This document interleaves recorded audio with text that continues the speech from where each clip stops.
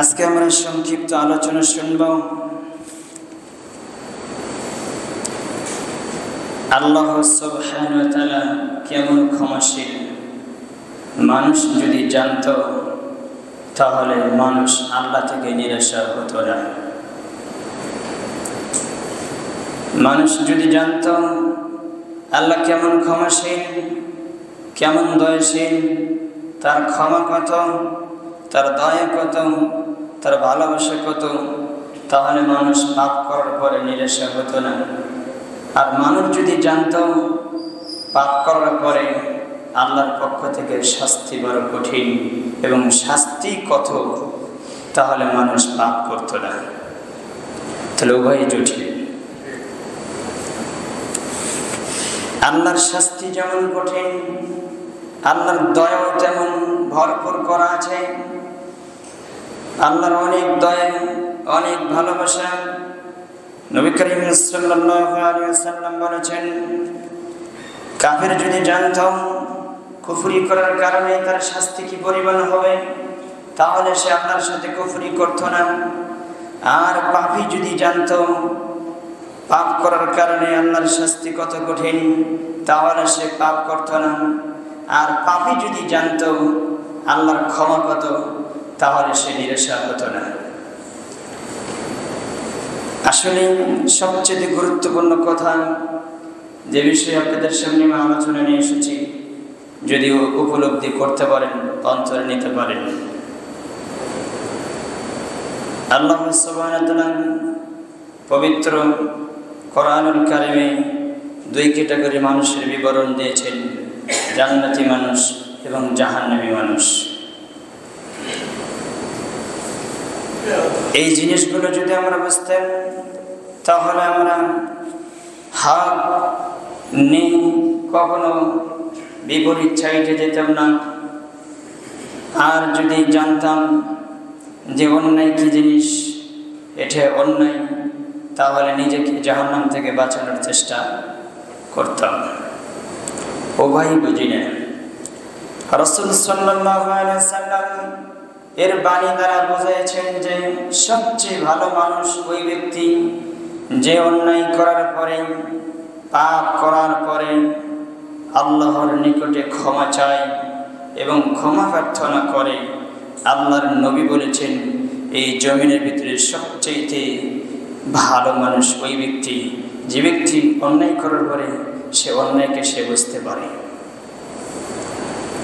এবং সে অন্যায় নিয়ে সে ধরে থাকে না, দ্রুত গতিতে তৎক্ষণাৎ আল্লাহর দরবারে লুটিয়ে পড়ে, আল্লাহ আমার ভুল হয়েছে, তুমি আমাকে মাফ করে দাও। রাসূল সাল্লাল্লাহু আলাইহি ওয়াসাল্লাম বলেছেন, সবচেয়ে বড় ইবাদত হচ্ছে আল্লাহকে ডাকা। এটা সবচেয়ে বড় ইবাদত। সালাত ইবাদত, দান খয়রাত ইবাদত, হজ সিয়াম, এগুলো ইবাদত। তবে সবচেয়ে বড় ইবাদতের নাম কি? আল্লাহকে ডাকা। সালাতে দাঁড়াচ্ছেন, আল্লাহকে ডাকতেছেন, যতগুলো দোয়া করতেছেন কার সাথে কথা বলতেছেন? আল্লাহর সাথে কথা বলতেছেন। এটা আল্লাহকে ডাকা। এতে আল্লাহ যত বেশি খুশি হন, অন্য কোনো ইবাদতে তিনি তত বেশি খুশি হন না। মানুষ যখন আল্লাহকে ডাকে, আল্লাহকে স্মরণ করে, আল্লাহ এত খুশি হন, অন্য ইবাদতে এত খুশি হন না। এই জন্য নবী করিম সাল্লাল্লাহু আলাইহি ওয়াসাল্লাম দিনে প্রায় 70 বারেরও বেশি আল্লাহর কাছে ক্ষমা প্রার্থনা করতেন। যার আগের পাপ, পরের পাপ, ছোট পাপ, বড় পাপ, যার কোনো জীবনে কি ছিল না, পাপ ছিল না, এমনও কেউ আপনার এরকম রেকর্ডিং নেই যে পৃথিবীর জন্ম থেকে শুরু করে আজ পর্যন্ত কোনো মুনাফিক হোক, নাস্তিক হোক, যে হোক না কেন, সে কাফের হোক না কেন, নবীর পিছনে, আগে এবং পিছনে তার কোনো ত্রুটি আছে প্রমাণ দিতে পারবে না। তার শৈশব জীবনে হোক আর আপনার নবীর জীবনে হোক, তার আগে পিছে কখনো কি নেই, ত্রুটি নেই। ত্রুটি মুক্ত নবী মুহাম্মদ রাসূলুল্লাহ সাল্লাল্লাহু আলাইহি ওয়াসাল্লাম, যার চরিত্রের ভিতরে কেউ চুনকানি দিতে পারবে না। কারণ আল্লাহ সূরা কলমের 4 নম্বর আয়াতে বলছেন, হে নবী মুহাম্মদ সাল্লাল্লাহু আলাইহি সাল্লাম, আপনাকে এমন একটি চরিত্র আমি আল্লাহ দিয়েছি। কে বলছে? আল্লাহ বলছেন, হে মুহাম্মদ সাল্লাল্লাহু আলাইহি সাল্লাম, আপনাকে এমন একটি চরিত্র আমি আপনাকে দিয়েছি। কি চরিত্র দিয়েছেন? ওয়া ইন্নাকা লাআলা খুলুকিন আযীম। মহা চরিত্র, মহা বড় চরিত্র আপনাকে দান করেছি। পৃথিবীর জন্ম থেকে শুরু করে কিয়ামত পর্যন্ত এমন কোনো ক্যালকুলেটর নেই বা আবিষ্কার হবে না বা হবে, যে কম্পিউটারের মাধ্যমে, যে যান্ত্রিকের মাধ্যমে, যে ক্যালকুলেটরের মাধ্যমে আপনার চরিত্র মাপতে পারবে, এরকম যন্ত্র পৃথিবীর জমিনে আবিষ্কার হবে না। তার চরিত্র, এই চরিত্রের ডিগ্রি কে দিয়েছেন? আল্লাহ দিয়েছেন। এই জন্য আল্লাহ বলছেন, লাকাদ কানা রাসূলুল্লাহি ফি উসওয়াতুন হাসানাহ। তোমাদের জন্য উত্তম আদর্শ রয়েছে একজনের ভিতরে, তিনি কে? মুহাম্মদ রাসূলুল্লাহ সাল্লাল্লাহু আলাইহি ওয়াসাল্লাম।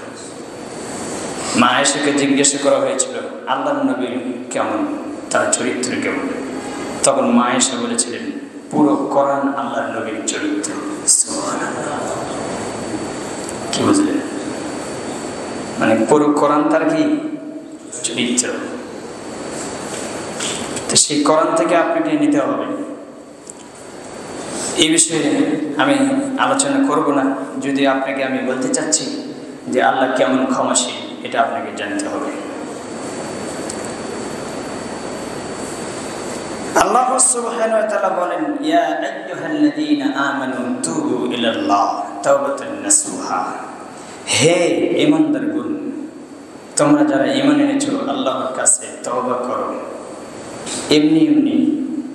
এমনি ভান করে বা আপনার মস্করি করে বা অন্যায় করেছি তেমন গুরুত্ব না দিয়ে, ভরক্ষেপ না করে গাফলিতের সাথে, অলসতার সাথে ক্ষমা চাইলে কি ক্ষমা হবে? কথা বল। আল্লাহ বলেছেন, ইয়া আইয়ুহাল্লাযীনা আমানু তুবু ইলাল্লাহ। হে ঈমানদারগণ, অন্যায় করেছো, ভুল করেছো, তা আমার নাম তো গফুর। এই সিফত, এই গুণ, এই পাওয়ার কার ভিতরে আছে? ক্ষমা করার। সারা পৃথিবীর মানুষকে যদি আল্লাহ ক্ষমা করে দেয়, এমন কোনো মানুষ নাই, এমন কোনো জিন নাই, বস্তু নেই আল্লাহকে পাল্টা প্রশ্ন করতে পারে কেন ক্ষমা করলেন। এই ইখতিয়ার কারো নেই। হাদিসে আমি বলবো, তা আল্লাহ বলতেছেন, ইয়া আইয়ুহাল্লাযীনা আমানু তুবু ইলাল্লাহ।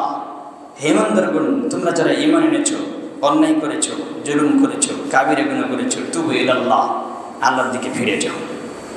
ইলাল্লাহ মানে কি? কার দিকে? আল্লাহর দিকে ফিরে যাও। তুবু ইলাল্লাহ, তওবা করে, তাওবাতুন নাসুহা, খালেস তাওবা। আল্লাহ, আমি আপনার কাছে স্বীকৃতি দিলাম, এই পাপ আমি আর জীবনে করবো না।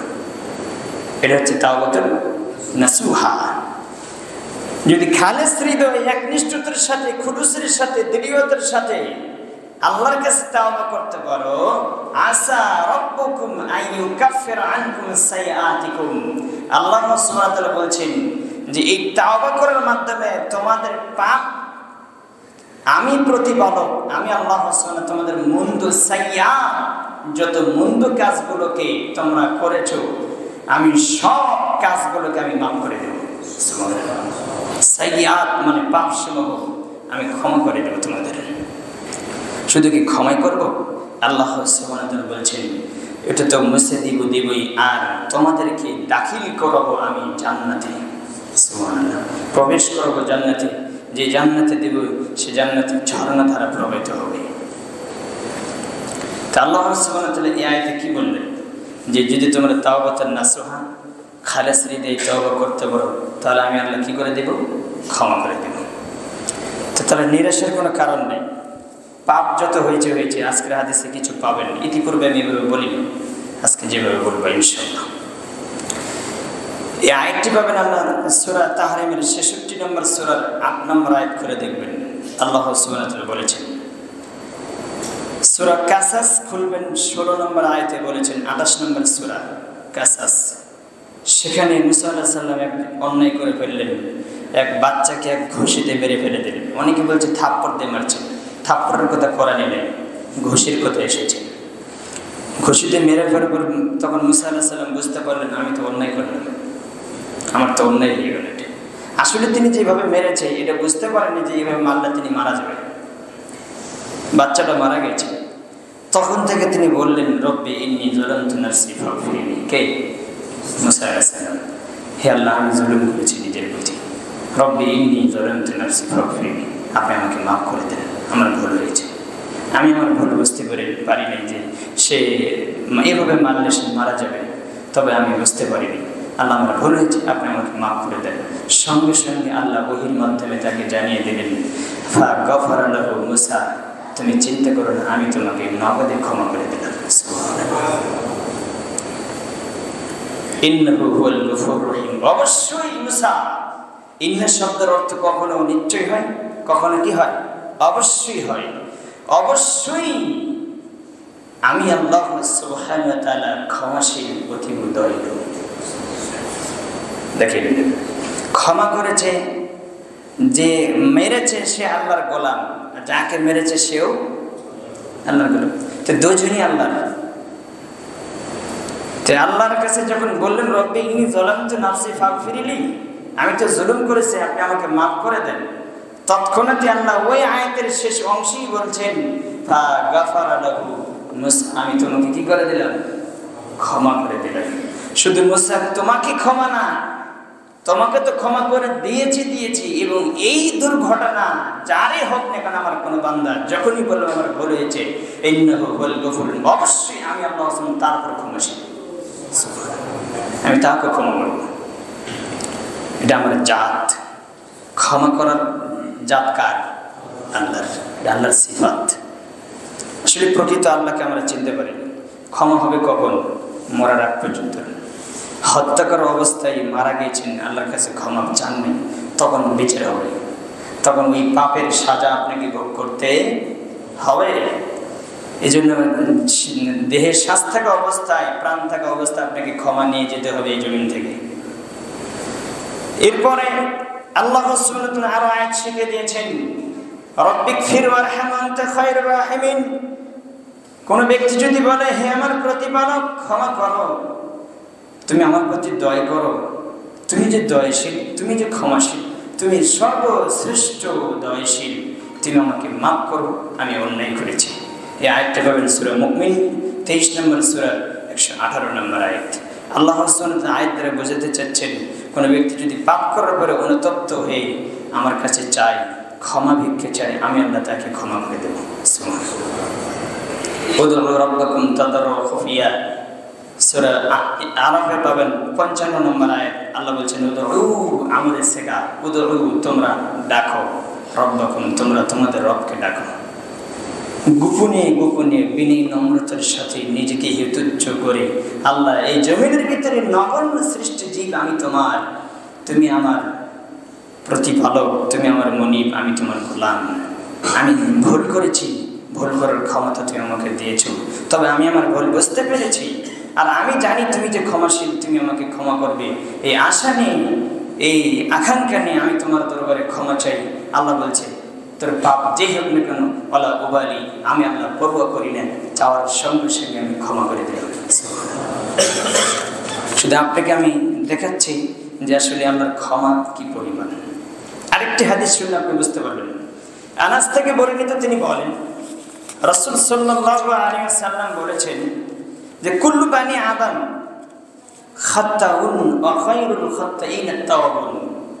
আল্লাহ রাসূল সাল্লাল্লাহু আলাইহি ওয়াসাল্লাম বলেছেন কুল্লু মানে প্রত্যেক, বানি আদম প্রত্যেকটি আদমের সন্তান, খাত্তাউন ওয়া খায়রুল খাত্তাইন আত-তাওয়াবুন প্রত্যেকটি আদম সন্তানই পাপী। কে বলেছেন? মুহাম্মদ রাসূলুল্লাহ সাল্লাল্লাহু আলাইহি ওয়াসাল্লাম বলেছেন প্রত্যেকটি আদম সন্তানই কি? পাপী। পাপ ছাড়া কে আছে? তবে আল্লাহর নবী বলেছেন ওয়া খায়রুল খাত্তাইন আত-তাওয়াবুন, আত-তাওয়াবুন আল্লাহর নবী বলেছেন তবে ওই পাপী আল্লাহর কাছে উত্তম, যে পাপ করার পরে আল্লাহর কাছে কি চায়? ক্ষমা চায়। সে আল্লাহর কাছে প্রিয়।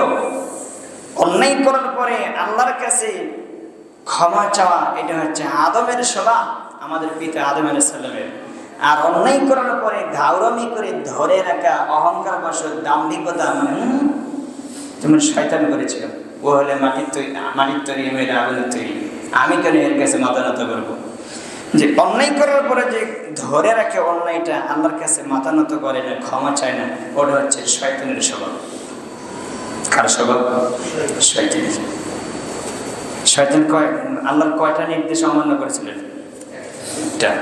তো একটার জন্য 3টে ডিগ্রি পাইছেন শয়তান। আবার সে অস্বীকার করলো, ওয়াস্তাকবারা, অহংকার করলো, ওয়া কানা মিনাল কাফিরিন, সে কাফেরদের অন্তর্ভুক্ত হয়ে গেল। একটা কথা অস্বীকার করার কারণে আল্লাহ 3টে জিনিস বললেন। কোন ব্যক্তি হক জানার পরে, সত্য জানার পরে যে সত্যের প্রতি মানে পক্ষে না হয়ে সত্যের বিপক্ষ হলো, সে সত্যকে কি করলো? অস্বীকার করলো। এটা আপনাকে মনে রাখতে হবে, খুবই সাবধান। তো এই হাদিস প্রমাণ করে সবচেয়ে আল্লাহর কাছে পছন্দনীয় পাপী ওই ব্যক্তি যে ব্যক্তি পাপ করার পরে আল্লাহর কাছে কি চায়? ক্ষমা চায়। আরেকটা হাদিস নেন। এই হাদিসগুলো আপনি প্রত্যেকটা হাদিসে আপনার কোট করা আছে। আমি সবগুলো নাম্বার বলবো না, তবে আপনি কাগজটা নিতে পারেন। এই কাগজ সবগুলো অনেকগুলো কোট করা আছে। প্রত্যেকটি জুমার খুতবার কাগজ আপনাদের হাতে হাতে দেওয়া হয়, যাদের প্রয়োজন তারা নিয়ে পড়বেন। তবে আজকের জুমার কাগজটা আপনি রাখবেন, কারণ আল্লাহ কি ক্ষমাশীল, কি পরিমাণ, আল্লাহ কত দোষের আপনার দরকার আছে না নেই, এটা আপনাকে জানতে হবে। রাখবেন না। এই হাদিসটি মিশকাতে পাবেন 2341 নম্বর হাদিস। হাদিসটি মুসলিমে এসেছে। রাসূল সাল্লাল্লাহু আলাইহি ওয়াসাল্লাম বলেছেন, ইয়া আইয়ুহান নাস, সকল মানুষ, তুবু ইলাল্লাহ, তোমরা তওবা করো, আল্লাহর দিকে ফিরে যাও। ফা ইন্নী আতুবু ইলাল্লাহ ফা ইন্নী আতুবু ইলাইহি ফিল ইয়াউমি মিআতা মাররা। আমি মুহাম্মদ সাল্লাল্লাহু আলাইহি ওয়াসাল্লাম, আমার আগের পাপ ছিল না, পরে পাপ ছিল না, কোনো পাপই ছিল না। প্রত্যেকটি নির্দেশ আদেশ আমি আল্লাহর আদেশ অনুযায়ী করেছি, নিজের ব্যক্তিগত কখনো কিছু করি নাই। এরপরও আমি মুহাম্মদ সাল্লাল্লাহু আলাইহি ওয়াসাল্লাম যখনই একটু আল্লাহকে স্মরণ থেকে একটু ভুলে যেতাম, তৎক্ষণাৎ আমি আল্লাহর দরবারে লুটে পড়তাম, আল্লাহ আমার ভুল হয়ে গেছে, আপনাকে স্মরণ থেকে একটু আমি দূরে চলে গেছি। তৎক্ষণাৎ আল্লাহ নবী বলছেন, আমি 100 বার আল্লাহর কাছে তওবা করেছি। কয়বার? মিয়াতা মাররা। মিয়াতা মানে 100 বার তওবা করেছেন একজন নবী। তাহলে আপনার আমার করার কি দরকার? কি পরিমাণ করতে হবে?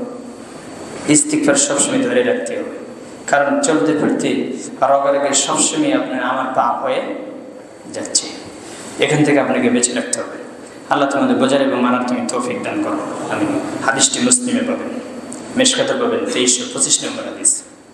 এবার আসেন, আনাবি যার থেকে বর্ণিত, তিনি বলেন, কালা রাসূলুল্লাহ সাল্লাল্লাহু আলাইহি ওয়াসাল্লাম। হাদিসগুলো বিস্তার করব না, তারা আসল জায়গায় যেতে বলবো, যদি আজকে জুমার আলোচনা হবে 1:10 পর্যন্ত। রাসূল সাল্লাল্লাহু আলাইহি ওয়াসাল্লাম বলছেন, আল্লাহ তাআলা বলেন হাদিসে কুদসি, ইয়া ইবাদি কুল্লুকুম দাল্লুন ইল্লা মান আহদাইতুহু ফাস্তাহদুনি আহদিকুম। আল্লাহ বলতেছেন, এই জমিনে যতগুলো মানব জিনিস আছে সবাই পথভ্রষ্ট। কে বলেছেন? আল্লাহ বলতেছেন যে, ইয়া ইবাদি, হে আমার বান্দাগণ, কুল্লুকুম দাল্লুন, সবাই পথভ্রষ্ট। প্রত্যেকটি মানুষই পথভ্রষ্টের ভিতরে লিপ্ত এবং ডুবে আছে, সবাই পথভ্রষ্ট। ইল্লা মান হাদাইতুহু, তবে তারা না যারা আমি আল্লাহর কাছে হেদায়েত চাই। কথা বুঝেন? কার কাছে হেদায়েত চাই? আল্লাহ বলতেছেন তারা না, তারা গোমরার ভিতরে নেই, পথভ্রষ্ট না, যারা আমি আল্লাহর কাছে কি চাই? হেদায়েত চাই। ফাস্তাহদুনি আহদিকুম, এবং আমি তাদেরকে হেদায়েত দান করি। সুবহানাল্লাহ।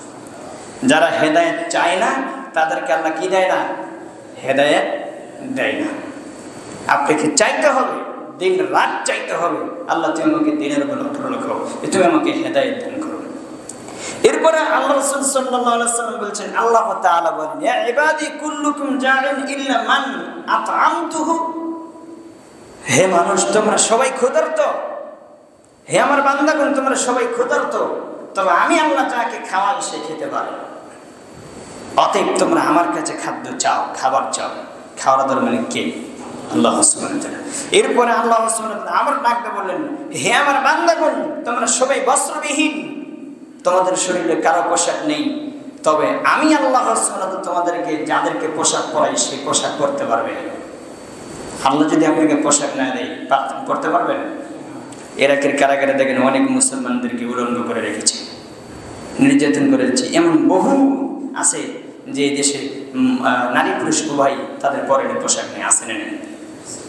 আল্লাহ হাদিসে কুদসি বলতেছেন, তোমরা সবাই পোশাকবিহীন, আমি আল্লাহ যাকে পোশাক পরাই সেই পোশাক পরতে পারবে, অতএব পোশাকটা আমার কাছে চাও, আমি আল্লাহ তোমাদেরকে পোশাক পরাবো। এরপর বলতে বলতে বলতে বলতে হাদিসটি বিশাল বড়। আল্লাহ রাসূল সাল্লাল্লাহু আলাইহি ওয়াসাল্লাম বলছেন, আল্লাহ তাআলা বলেন, সারা পৃথিবীর মানুষ তোমরা যে ইনসান সবাই যদি নেককার হয়ে যাও, পরেশগার হয়ে যাও, এই পরেশগার হওয়ার মাধ্যমে তোমাদের অন্তর যদি পরেশগার হয়ে যায়, এই পরেশগার হওয়ার মাধ্যমে আমি আল্লাহর ধনভাণ্ডার বা আমার কিঞ্চিত পরিমাণ বৃদ্ধি করতে পারবে না, তোমরা কিছু করতে পারবে না।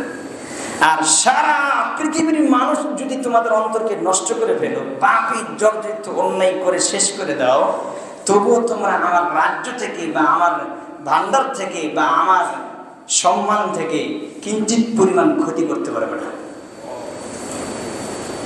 তিনি হচ্ছেন রাজাদের রাজা, তিনি স্বয়ং সম্পূর্ণ। কথা বুঝেন? এরপরও আল্লাহ পরের অংশে বলছে যে ফাসআলুনি ফাআতাইতু কুল্লু ইনসান। আল্লাহ সুবহানাহু ওয়া তাআলা বলছেন, সারা পৃথিবীর মানুষ যে ইনসান যদি একটি জায়গায় জমা হয়, ওই জায়গায় যদি আমার কাছে সবাই একাত্ম বিষয়ে একাত্তা প্রার্থনা করো, কেউ বলছে আমার ছেলে লাগবে, কেউ বলছে আমার মেয়ে লাগবে, কেউ বলছে আমার টাকা লাগবে, কেউ বলছে আমার স্বর্ণ লাগবে, যার যেরকম চাহিদা সবাই যদি চাও, আমি আল্লাহ সবারই চাওয়া পূরণ করে দেব, তবু আমার ধনভাণ্ডার থেকে কিঞ্চিত পরিমাণ কমবে না।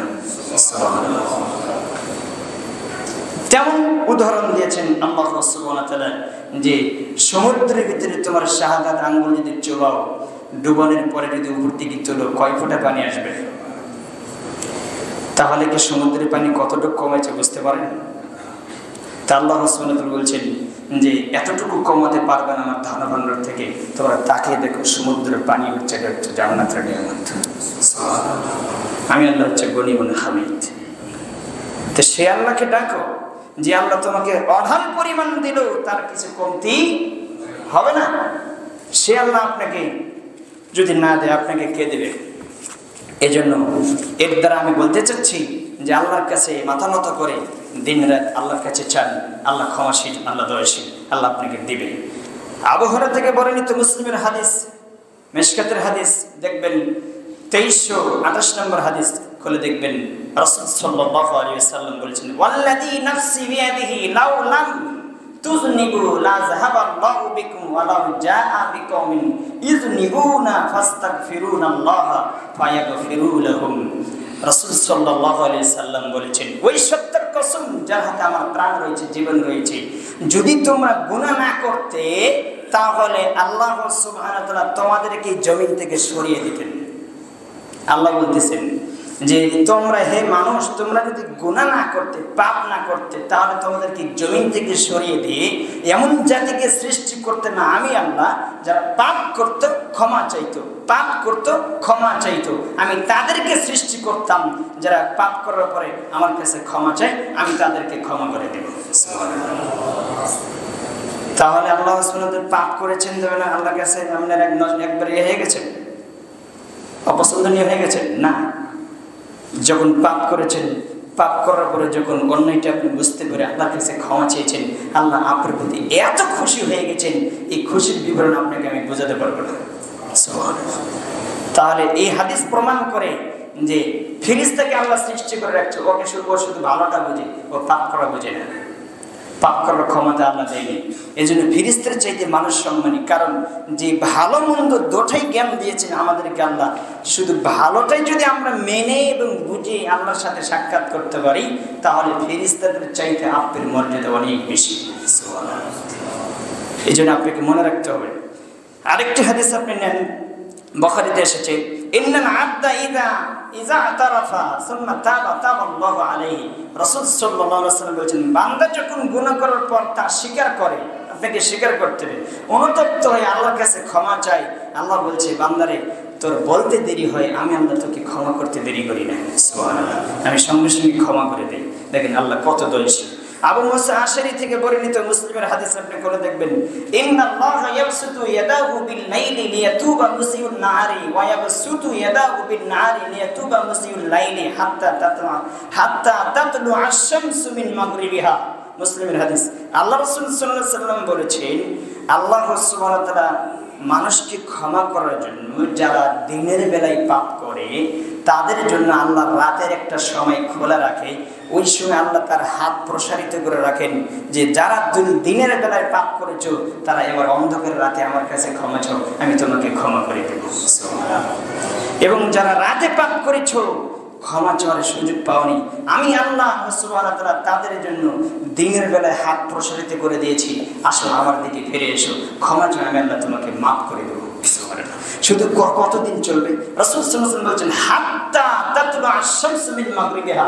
এই ক্ষমা বান্দা তোমার চলবে সূর্য পশ্চিম দিক থেকে উদিত না হওয়ার আগ পর্যন্ত, যতদিন যাবে ততদিন আমি ক্ষমা করব। হাদিস মুসলিম। তা আল্লাহ সুবহানাহু ওয়া তাআলা ক্ষমা যদি এই জমিনে না থাকতো, আল্লাহ যদি ক্ষমা না করতো, তাহলে পাপ দিয়ে আপনি নিঃশ্বাস পালাতে পারতেন না। এত পাপ জমে যেত, আপনার পাপের কারণে নিঃশ্বাস বন্ধ হয়ে যেত। আল্লাহ শুধু ক্ষমা করেই যাচ্ছে, এই জন্য এই জমিনের উপরে আপনি আমি এখনো টিকে আছি। আবু সাঈদ খুদরি থেকে বর্ণিত, তিনি বলেন, ক্বালা কানা ফি বানি ইসরাঈল রাজুলুন ফাকাতালা 99 ইনসান। রাসূল সাল্লাল্লাহু আলাইহি ওয়াসাল্লাম বলেন, বনি ইসরাঈলের একজন ব্যক্তি 99টি মানুষকে হত্যা করেছে। শুনছেন না? হাদিস মুসলিমের। বুখারীর হাদিসটি খুলে দেখবেন, বুখারীতে পাবেন 3470 নম্বর হাদিস খুলে দেখবেন। রাসূল সাল্লাল্লাহু আলাইহি ওয়াসাল্লাম বলেছেন, বনি ইসরাঈলের একজন ব্যক্তি 99টি মানুষকে মেরে ফেলেছে, হত্যা করেছে। সুম্মা খারাজা ইয়াসআলু ফাআতা রাহিবান। জিজ্ঞাসা করলো, একজন রাহিবকে বললেন, আমার কি পাপ ক্ষমা হবে? আমি একজন মানুষ 99টি মানুষকে হত্যা করেছি, পাপ কি আমার ক্ষমা হবে? সে বলল, ফাকালা লাহু হাল মিন তাওবা। তুমি বলো কি আল্লাহ তোমার কি ক্ষমা করবে? এটা কি করে সম্ভব? তুমি এত পাপ করেছো। তখন ক্বালা লা ফাকাতালাহু, ওকে হত্যা করে দিলেন। কয়টা হলো? 100 জন হলো। আমার ক্ষমা হবে না মানে আমি ক্ষমা খুঁজে যাচ্ছি, তুমি বলছো ক্ষমা হবে না। এরকম মেয়ে জমিন আছে না নাই? তুমি যে পাপ করেছো, অন্যায় করেছো, আল্লাহ আল্লাহর কসম তোমাকে ক্ষমা করবে না। ওই হাদিস আমি পরে বলছি, যে বলছি তোমাকে ক্ষমা করবে না, ওই জাহান্নামে যাবে। যার কথা বলেছো জান্নাতে যাবে। আপনাকে বলছি মুসলিমের হাদিস, পরে বলছি। তো রাসূল সাল্লাল্লাহু আলাইহি ওয়াসাল্লাম বললেন, যখন সে চাইলো তখন সে বলল তোমার ক্ষমা হবে না, ওকে মেরে দিলেন। এবার তিনি আবার কিছু দূর এগিয়ে যে বললেন, একজন মানুষকে বললেন, আমি ক্ষমা খুঁজে চাচ্ছি, কোথায় গেলে ক্ষমা পাবো? একজন মানুষ, সাধারণ মানুষ বললেন, ওই যে ওই গ্রামে যা একজন ভালো আলেম আছে, তার কাছে জিজ্ঞাসা করলে তার থেকে উত্তর পাবে যে তোমার পাপ ক্ষমা হবে কিনা। তা তিনি যাওয়ার জন্য উপক্রম হলেন, কারিয়াতেন, ওই গ্রামে যাবে। কাজা ওয়া কাজা ফাআদরাকাহুল মাউত। যাওয়ার আগে তার কাছে কি এসে গেল? মালাকুল মউত এসে গেল, মৃত্যু এসে গেল। তার যাওয়ার সুযোগ হলো না। তবে তার অনুতপ্ত, তার পাপের জন্য সে যে আল্লাহর কাছে বিনম্রতা এবং দুর্বল হয়ে গেছে, আল্লাহর কাছে আত্মসমর্পণ করেছে, এটা কে জানে? আল্লাহ জানি। ফানাদা ফি বাসরিহি ফি সদরিহি নাহওয়াহা। তার সদর অন্তর ঝুঁকে পড়েছে ক্ষমার দিকে, তাওবার দিকে ঝুঁকে পড়েছে। ফাকতাসামাত ফি মালাইকাতুর রাহমা ওয়া মালাইকাতুল আযাব। এবং মালাকুল মউত চলে এসেছে, তার সাথে রহমতের ফেরেশতা এসেছে, আযাবের ফেরেশতা এসেছে। উভয় ফেরেশতা ফাআহাল্লাহু ইলা হাদিহি, তারা হয়েছে ফাকিসু বাইনামা, চিল্লাচিল্লি শুরু করেছে। মালাকুল মউতকে বলছে জানটা বের করে দেন, আমরা নিচে গিয়ে। রহমতের ফেরেশতা বলছেন আমাকে দেন, আর আযাবের ফেরেশতা বলছে আমাকে দিয়ে দেন, আমরা নিচে। তখন আল্লাহ সুবহানাহু ওয়া তাআলা কৌশল করে বলছেন যে ফাআহাল্লাহু ইলা হাদিহি আন তাকাররাবি ওয়া আওহাল্লাহু ইলা হাদিহি আন তাবাদি। তোমরা চিল্লাচিল্লি করো না, উভয় পক্ষের ফেরেশতা তোমরা দেখো যে গ্রামে যেতে চেয়েছিল ম্যাপে দেখো সে কত দূর পর্যন্ত গিয়েছে, আর যে গ্রামে আছে এখান থেকে সে কত দূর পর্যন্ত এদিকে আছে। উভয় পক্ষে ফেরেশতারা মাপা শুরু করে দেবেন। মাপে দেখলেন যে সে যেখানে তওবা করতে যেতে চেয়েছিলেন, মানে ক্ষমার রাস্তা খোঁজার জন্য যেতে চেয়েছিলেন, তখন একটু ওইদিকে ঝোঁক বেশি, মানে ওইদিকে একটু বেশি গেছে। তা আল্লাহ সুবহানাহু ওয়া তাআলা এটা মাপে দিয়ে আল্লাহর কাজ দেখেন। আল্লাহ বলছেন যে যখন ফেরেশতাদেরকে মাপে দেবেন তখন বললেন ইলা হাযিহি তাবাদি ফাওয়াজাদা ইলা হাযিহি তাকাররাবি। গ্রামকে বললাম যে তোমার দিকে যে যেতে চেয়েছিল ওই গ্রামকে বলে তুমি এদিকে আগে এসো, আর যে গ্রামে আছে ওই গ্রামকে বলে তুমি পিছিয়ে যাও। এটা কে করলেন? আল্লাহ বললেন। আল্লাহ কৌশল দেখেন। ফেরেশতারা তো বুঝতে পারবে না, মানে তারা তার গায়েব জানে না। গ্রামকে বললেন যে গ্রামে আসে, আসলে কেউ গেছে? যায়নি। ওই গ্রামকে বলছে তুমি একটু পিছিয়ে যাও। আর যেখানে যেতে চেয়েছিল তওবার রাস্তা খোঁজার জন্য ওই গ্রামকে বললো তুমি একটু আগে আসো। তো মাপে দেখে ফেরেশতারা দেখছেন না ওই দিকে বেশি গেছে, যেদিকে যেতে চেয়েছিল। তখন আল্লাহ সুবহানাহু ওয়া তাআলা বলছেন ফেরেশতারা তোমরা সাক্ষী থাকো, ফা গুফিরা লাহু, আমি আল্লাহ তাকে মাফ করে দিলাম। সুবহানাল্লাহ। 100টা হত্যা করার পরে যদি ক্ষমা হয় তা আপনার হবে না? তা আপনি নিরাশে গেল। কিন্তু ক্ষমাটা তাওবা তো ওইভাবে করতে হবে, সে তো ঈমান এনেছিল, এবং খালেস হৃদয়ে সে তাওবার রাস্তা খুঁজছিল। তা আপনার তাওবাটা ওই রকম হতে হবে, খালেস হৃদয় হতে হবে, তাওবাতে নাসুহা হতে হবে। এবার আসেন বুখারী হাদিস আরেকটা পাবেন 1145 নম্বর হাদিস করবেন না। আবু হুরায়রা বর্ণিত, তিনি বলেন আন্না রাসূলুল্লাহ সাল্লাল্লাহু আলাইহি ওয়াসাল্লাম ইয়ানজিলু রাব্বুনা তাবারাকা ওয়া তাআলা কুল্লা লাইলাতিন ইলা সামাইদ দুনিয়া হিনা ইয়াবকা সুলুসুল লাইলিল আখির। রাসূল সাল্লাল্লাহু আলাইহি ওয়াসাল্লাম বলেছেন রাতের তৃতীয় অংশ আল্লাহ সুবহানাহু ওয়া তাআলা, প্রত্যেকটি রাতের তৃতীয় অংশ আল্লাহ সুবহানাহু ওয়া তাআলা প্রথম আসমানে নেমে আসেন। কিভাবে আসেন সেটা তার ব্যাপার, তার শানে যেভাবে মানায় তিনি সেভাবে আসেন। এটা নিয়ে আমরা এত বিবেচনা করা যাবে না, তাহলে মাথায় হ্যাং হয়ে যাবে। আল্লাহ কিভাবে আসেন সেটা তার ব্যাপার। হাদিসে রাসূল সাল্লাল্লাহু আলাইহি ওয়াসাল্লাম বলছেন যেভাবে সেভাবে আপনাকে বিশ্বাস করতে হবে। তো এবার রাসূল সাল্লাল্লাহু আলাইহি ওয়াসাল্লাম বলছেন রাতের তৃতীয় অংশ নেমে এসে বলে মায়ুদিনি ফাআস্তাজিব লাহু, কে আছে আমার কাছে ক্ষমা চায় আমি তাকে ক্ষমা করে দেব।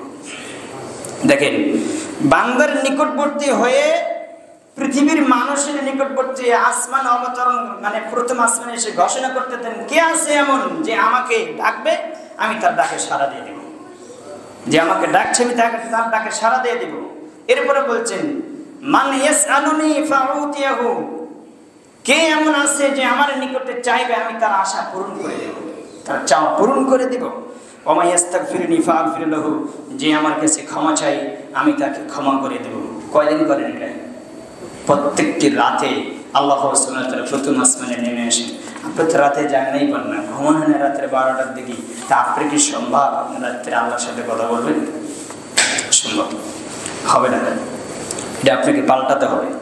আবু হুরায়রা থেকে বর্ণিত, তিনি বলেন আন্না রাসূলুল্লাহ সাল্লাল্লাহু আলাইহি ওয়াসাল্লাম মান তাবা ক্বাবলা আন তারা আশ-শামসি শামসু মিন মাগরিবিহা তাবাল্লাহু আলাইহি। আল্লাহ নবী সাল্লাল্লাহু আলাইহি ওয়াসাল্লাম বলেছেন সূর্য পশ্চিম দিক থেকে উদিত না হওয়া পর্যন্ত বান্দা যত বারই ক্ষমা চাবে, যত দিন ক্ষমা চাবে আল্লাহ তত বারই ক্ষমা করবেন। সুবহানাল্লাহ। এই সুযোগ আল্লাহ রেখেছেন সূর্য পশ্চিম দিক থেকে উদিত না হওয়া পর্যন্ত, এবং তওবা করবেন, আল্লাহ সুবহানাহু আপনি তওবা কবুল করবেন। এবার আসেন আরেকটি হাদিস নেন আপনি, হাদিসটি মুসলিম এবং মিশকাত 2332 নম্বর হাদিস। রাসূল সাল্লাল্লাহু আলাইহি ওয়াসাল্লাম বলেছেন আল্লাহ তাআলা কেমন খুশি হন বান্দার প্রতি। আনাস থেকে বর্ণিত, এক ব্যক্তি মরুভূমির ভিতরে গেছে, তার একটা উট ছিল, সে উটের সাথে তার পানি ছিল, খাদ্য ছিল। এই হাদিস শুনছেন? শোনার পরে তিনি সে এক জায়গায় একটু থামলেন, উট নিয়ে একটু থেমে গেলেন। সামনে একটু বিশ্রামে নিয়ে আমরা একটু শরীর একটু দুর্বল দুর্বল ভাব, তিনি একটু বিশ্রাম নিলেন আরোহণ অবস্থায়। মরুভূমিতে সে ছোটে এমন অবস্থায় আরোহণ নিলেন যে নিতে নিতে একটু তার চোখে একটু ঝেম চলে আসলেন, যে দেখলেন যে তার আরোহী নাই, কি নাই, তার উটটা পালিয়ে গেছে। কোথায় যে গেছে আর খুঁজে পান। তিনি জানলা পেয়ে দেখে তার ইয়ে নেই, উট নেই। সে চিন্তে পড়ে গেল, আমার তো ওখানে খাদ্য ছিল, আমার তো পানি ছিল, এখানে তো কোনো খাদ্য কিছুই নেই, এখন আমার কি হবে? সে নিরাশা হয়ে পড়ে গেলেন। পরে তিনি ঘুমিয়ে গেলেন। ঘুম থেকে উঠে দেখে যে তার যানবাহন, সে উট আবার তার কাছে উপস্থিত। তখন সে ব্যক্তি এবার সে কিরকম খুশি হবে এবার বলেন তো? সে যে আগে নিরাশা হয়েছিল, পরে কি হয়েছে? তার নিরাশা দূরে গেছে। এবার তিনি খুশির ইয়াতে বলতেছে আল্লাহুম্মা আনতা আবদি ওয়া আনা রাব্বুকা আখতা মিন শিদ্দাতিল ফারাহি। সে উল্টা বলছে, খুশির তাড়নায় সে বলছে হে আল্লাহ আমি তোমার রব, তুমি আমার বান্দা। কি বলছে? আল্লাহুম্মা আনতা আবদি, তুমি আমার গোলাম, আমি তোমার কি? ওয়া আনা রাব্বুকা, আমি তোমার রব। কে বলছে? ওই ব্যক্তি বলছে। খুশির তাড়না কি বলে ফেলেছে সে নিজে বুঝেনি। তাই আল্লাহ রাসূল সাল্লাল্লাহু আলাইহি ওয়াসাল্লাম বলছেন এই ব্যক্তি যানবাহন ফিরে পাওয়ার পরে যেরকম খুশি হয়েছে, কোন ব্যক্তি পাপ করার পরে যদি আল্লাহর কাছে অনুতপ্ত সহকারে আল্লাহর কাছে ক্ষমা চায়, এই ব্যক্তির চাইতে অনেক অনেক অনেক গুণ বেশি আল্লাহ তার প্রতি খুশি হবেন। হাদিস মুসলিম। এই জন্য আপনাকে নিরাশা হওয়া যাবে না, নিরাশা হওয়া কুফরি, পাপ করেছেন এটা নিয়ে ধরে থাকা যাবে না। দ্রুত গতিতে আল্লাহর কাছে আত্মসমর্পণ করে আল্লাহর কাছে ক্ষমা চান, আল্লাহ ক্ষমা করে দেবে ইনশাআল্লাহ। একটা হাদিস আপনাকে এখন শোনাবো, আজকের আলোচনার ভিতরে সবচেয়ে চমৎকার হাদিস। আবু হুরায়রা থেকে বর্ণিত, তিনি বলেন রাসূল সাল্লাল্লাহু আলাইহি ওয়াসাল্লাম বলেছেন, ইন্না আবদা আযনাবা যানবান ফাকালা রাব্বি আযনাবতু ফাগফির লাহু ফাকালা রাব্বু আলিমা আবদি। আবু হুরায়রা থেকে বর্ণিত, তিনি বলেন রাসূল সাল্লাল্লাহু আলাইহি ওয়াসাল্লাম বলেছেন, কোন বান্দা যখন গুনাহ করে, অন্যায় করে, পাপ করার পরে যখন বলে, হে আমার রব, আমি গুনাহ করে ফেলেছি, আমি অন্যায় করে ফেলেছি, তুমি আমার এই গুনাহকে ক্ষমা করে দাও, তখন আল্লাহ বলে কি, ফেরেশতাদেরকে বলে যে আলিমা আবদি, ফেরেশতারা আমার বান্দা কি জানে যে আন্না লাহু রব্বান, তার একজন প্রতিপালক আছে। কি বলে? আল্লাহ বলতেছে যে যে বান্দা আমার ক্ষমা চাচ্ছে অন্যায় করার পরে, আমার ওই বান্দা কি জানে যে আমার একজন কি আছে, রব আছে, প্রতিপালক আছে। সে কি জানে? সে যদি জেনে শুনে ক্ষমা চায় যে আমার একজন প্রতিপালক আছে, দেখেন এতটুকু বললে যথেষ্ট ছিল, কিন্তু আল্লাহ সুবহানাহু পরের অংশে আর কি বলছেন যে ওয়ায়াগফিরুয যানবা ওয়ায়াখুযু বিহি, যে পাপ করার কারণে যে আল্লাহ শাস্তি দিতে পারে, যে আল্লাহ আমাকে আবার ছেড়ে দিতেও পারে, মানে শাস্তি নাও দিতে পারে, সে এরকম বিশ্বাস করে যদি আমি আল্লাহর কাছে ক্ষমা চাই, আমি আল্লাহ সুবহানাহু তার সকল পাপ ক্ষমা করে দেব। সে যদি জেনে শুনে ক্ষমা চায় যে আমি আল্লাহ ক্ষমা করতে পারি, এই আশা প্রত্যাশা নিয়ে যদি আলিমা আবদি, আমার বান্দা যদি জানে আমার একজন কি আছে, প্রতিপালক আছে, তিনি ক্ষমা করতে পারেন, তিনি আমাকে শাস্তি দিতেও পারেন, এই প্রত্যাশা নিয়ে যদি আমি আল্লাহর কাছে ক্ষমা চাই, আমি আল্লাহ তার কাছে ক্ষমাশীল এবং তাকে আমি ক্ষমা করে দেব। আল্লাহ এভাবে দিন রাত পার হলো, কিছুদিন গেল, আল্লাহ যতদিন চাইলো আপনি ভালো থাকলেন, ভালো কাজের উপর থাকলেন, আবার হঠাৎ সুম্মা আযনাবা যানবান, পাপ করে ফেলেছেন, ফাকালা রাব্বি আযনামতু যানবান ফাগফির লাহু, আবার আপনি আল্লাহর কাছে ক্ষমা চাচ্ছেন। কয়বার হলো? 2 বার।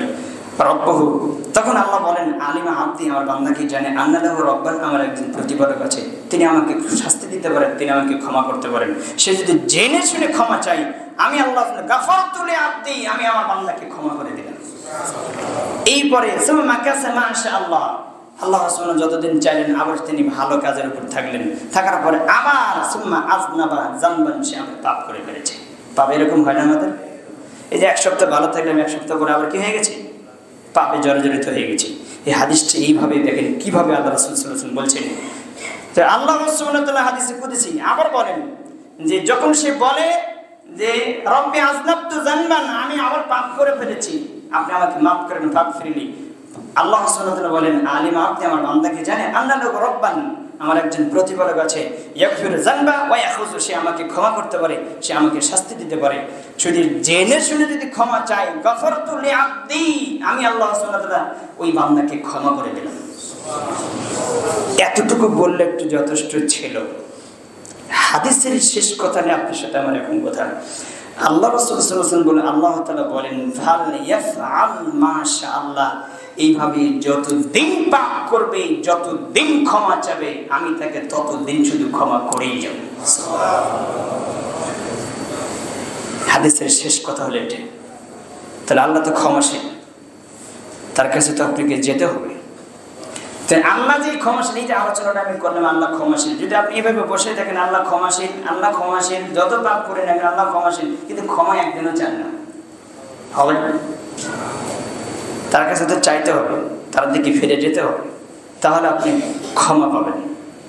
যে এরকম দেখেন আজকে অনেকেই আমরা এখানে উপস্থিত হয়েছি, আজকের দিনে কবার ইস্তিগফার করেছেন, অন্যায় তো হয়েই যাচ্ছে, রহরহ হচ্ছে, পাপ হয়ে যাচ্ছে, ক্ষমা চাওয়ার কি সুযোগ হয়েছে? হয়নি। ওই প্রকৃত বান্দা যে ব্যক্তি ক্ষমা পাপ করার পরে আল্লাহর দরবারে লুটিয়ে পড়ে, ক্ষমা আমাকে করতে হবে, তুমি আমার রব, তুমি আমাকে পাপ করার ক্ষমতা দিয়েছো, অতএব তুমি আমাকে ক্ষমা করে দাও, এইভাবে আল্লাহর কাছে বলতে হবে। একজন প্রতিপালক, একজন ভালোবাসার মানুষ, একজন বন্ধুর কাছে যদি আপনি জোর করে কোনো কিছু নিতে পারেন, আল্লাহ নিতে পারেন, আল্লাহ থেকে নিতে পারবেন না? পারবেন না কেন?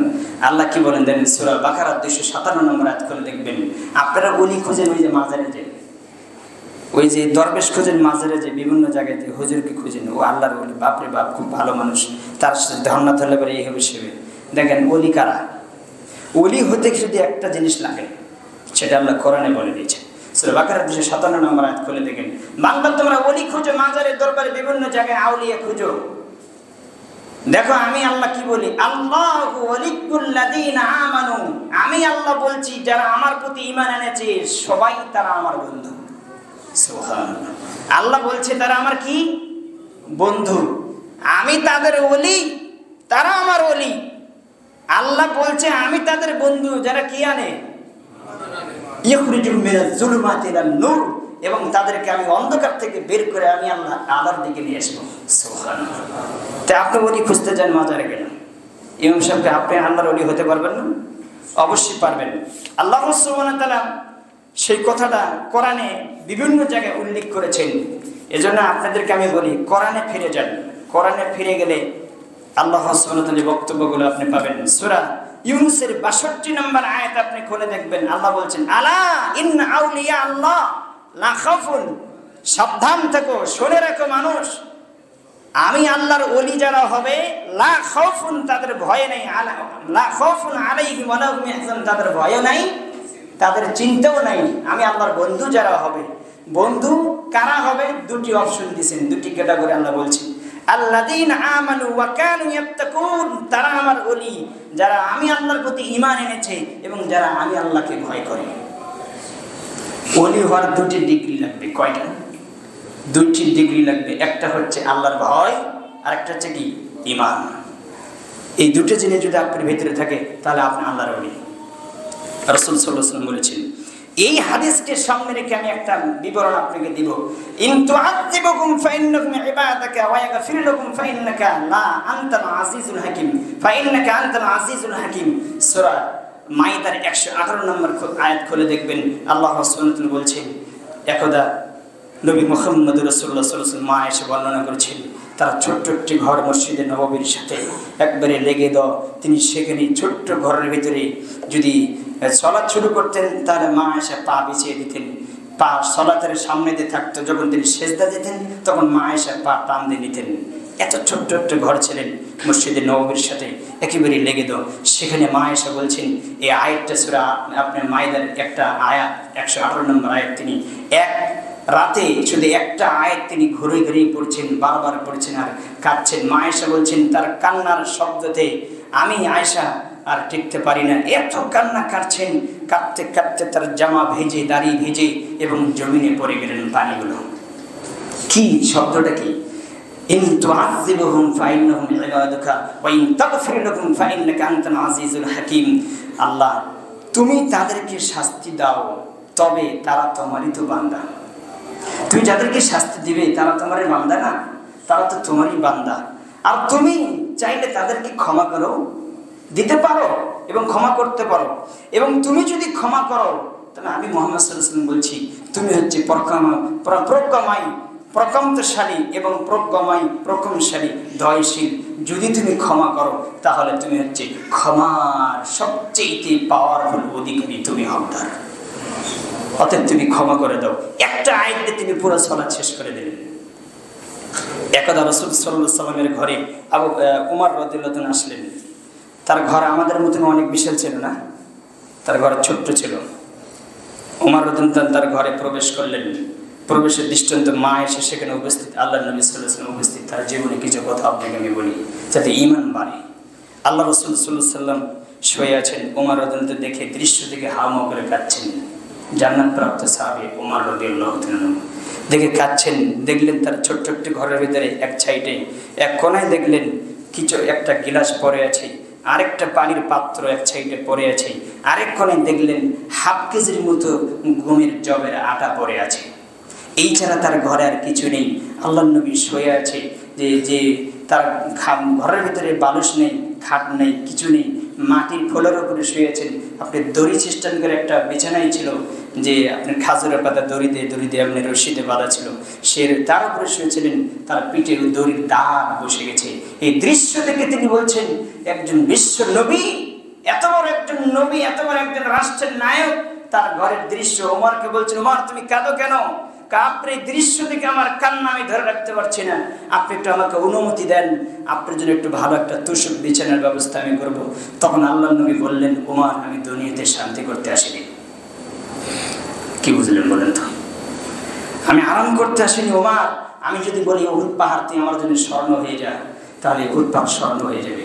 যে আল্লাহ আমাকে অনুমতি দিয়েছে, এই পুরো পৃথিবীর সম্পদ আমি মুহাম্মদ সাল্লাল্লাহু আলাইহি সাল্লামকে আল্লাহ দিতে চেয়েছিলেন, কিন্তু আমি মুহাম্মদ সাল্লাল্লাহু আলাইহি সাল্লাম নিতে রাজি হইনি। যখন মালাকুল মউত আমার কাছে আসলেন, কোন নবীর কাছে অনুমতি ছাড়া, অনুমতি নেওয়া লাগানি, আমার কাছে কি অনুমতি নিয়েছে? জিবরিল আলাইহিস সালাম যখন তিনি অসুস্থ হয়ে পড়ে থাকলেন, তখন জিবরিল এসে বলছেন, আসসালামু আলাইকুম ইয়া রাসূলুল্লাহ, মানে আল্লাহ নবীকে সালাম দিয়ে বলছেন যে আপনার কাছে আমাকে পাঠানো হয়েছে, আল্লাহ আমাকে পাঠিয়েছে, আপনি কেমন আছেন? তিনি যতটুকু আল্লাহর শুকরিয়া আদায় করলেন, করার পরে বলছেন, আমি অসুস্থ, জ্বরে আক্রান্ত হয়ে আছি। কিছুক্ষণ পরে বলছেন, জিবরিল আলাইহিস সালাম বলছে, কোনোদিন একজন ফেরেশতা আপনার কাছে এখনো আসেনি, তবে একজন ফেরেশতা এসেছে, তিনি হচ্ছেন মালাকুল মউত, আপনার জানটা নেওয়ার জন্য এসেছে। তো তখন মালাকুল মউত তার সাথে কথা বলছে যে আমাকে আল্লাহ বলে দিয়েছে যে মুহাম্মদ থেকে অনুমতি নেবে, সে কি এখন আসতে চায় কিনা। তা আপনার কাছে আমার অনুমতি আল্লাহ পাঠিয়ে দিয়েছে, আপনি কি এখন যাবেন? তখন রাসূল সাল্লাল্লাহু আলাইহি ওয়াসাল্লাম বললেন, যদি আমি না স্বীকার করি তাহলে কি? তা আল্লাহ বলে দিয়েছে আমাকে ফিরে যেতে, যতদিন আপনি জমিনে থাকতে চান ততদিন আল্লাহ আপনাকে জমিনে রাখবেন। তখন তিনি বলছেন যে আমি এই জমিনে আর থাকতে চাই না। আল্লাহুম্মা গফিরলি ওয়ারহামনি ওয়ালহিকনি বিরিফকিল আলা, হে আল্লাহ তুই আমাকে মাফ করো, আমার প্রতি দয়া করো। রিফকিল আলা, আমি মহান উচ্চ বন্ধুর সাথে সাক্ষাৎ করতে চাই। আল্লাহ তুমি হচ্ছে আমার মহান উচ্চ বন্ধু, আল্লাহ আমি তোমার সাথে সাক্ষাৎ করতে চাই, এই জমিনে আমি আর থাকতে চাই না। বলেন বলেন, সেই নবীর দৃশ্য। তাহলে আপনাকে আমাকে কি পরিমাণ হতে হবে? আল্লাহ তুমি বড় দয়াশীল, তুমি বড় ক্ষমাশীল, আমাদেরকে তুমি সঠিকটা বোঝার মতো তুমি তৌফিক দান করো।